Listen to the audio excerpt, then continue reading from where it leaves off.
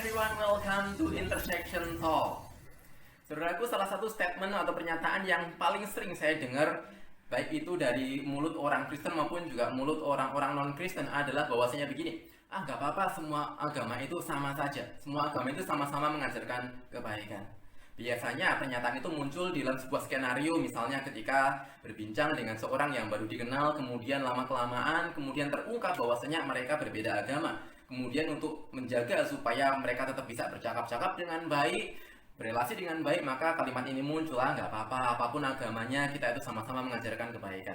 Atau bahkan buat anak-anak muda, mungkin sulit untuk cari jodoh, sulit cari pacar, katanya disuruh untuk mencari yang seiman, tapi ternyata yang seiman nggak mau sama dia, kemudian lebih cocoknya sama orang-orang yang nggak seiman, dan kemudian sebagai pembelaan diri adalah semacam itu. Gak apa-apa, apapun agamanya, kita sama-sama mengajarkan kebaikan. Apapun agamanya, kita sebenarnya adalah sama di mata Tuhan. Atau mungkin kita pernah mengalami sebuah skenario yang berbeda sehingga kalimat itu muncul, kita dengarkan, atau bahkan mungkin di antara kita pernah mengungkapkan bagian itu. Nah, apakah sebenarnya statement itu adalah statement yang benar dan dapat kita yakini? Semua agama benar, semua agama sama saja, sama-sama mengajarkan kebaikan.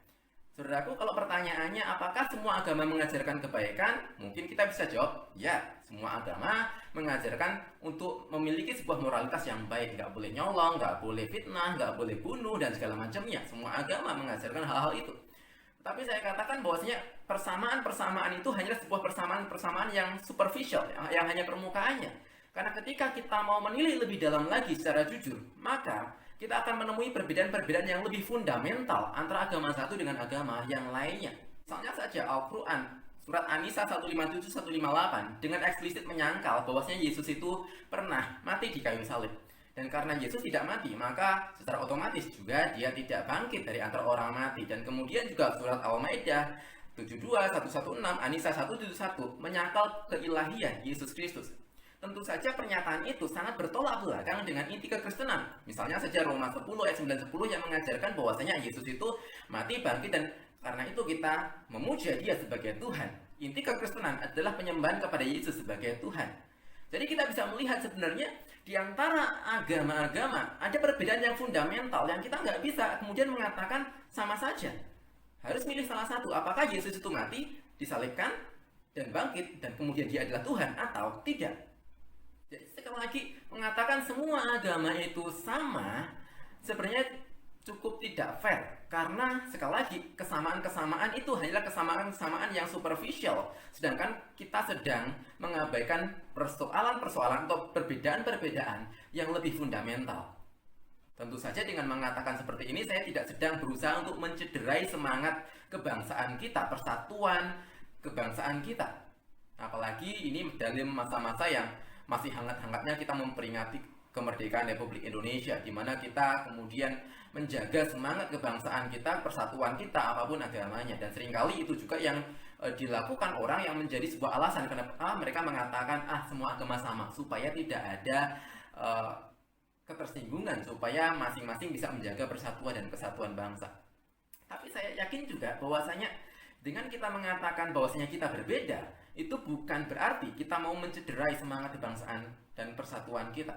Justru ketika kita menghargai perbedaan-perbedaan yang ada, ketika kita justru mengakui ada bahwasanya kita berbeda dan kita bisa mengasihi mereka, itulah sebuah semangat kebangsaan yang dewasa.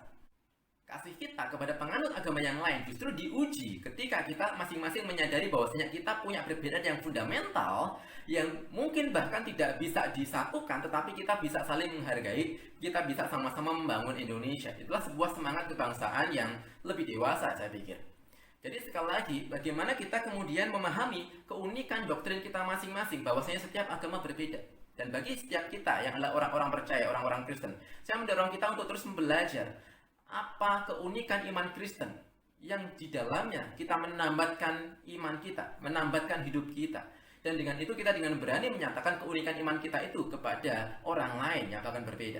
Dan apapun perbedaan yang ada secara fundamental, jangan sampai itu menghalangi kita untuk saling mengasihi, saling menghormati, dan bekerja sama dalam membangun Indonesia. Soli Deo Gloria.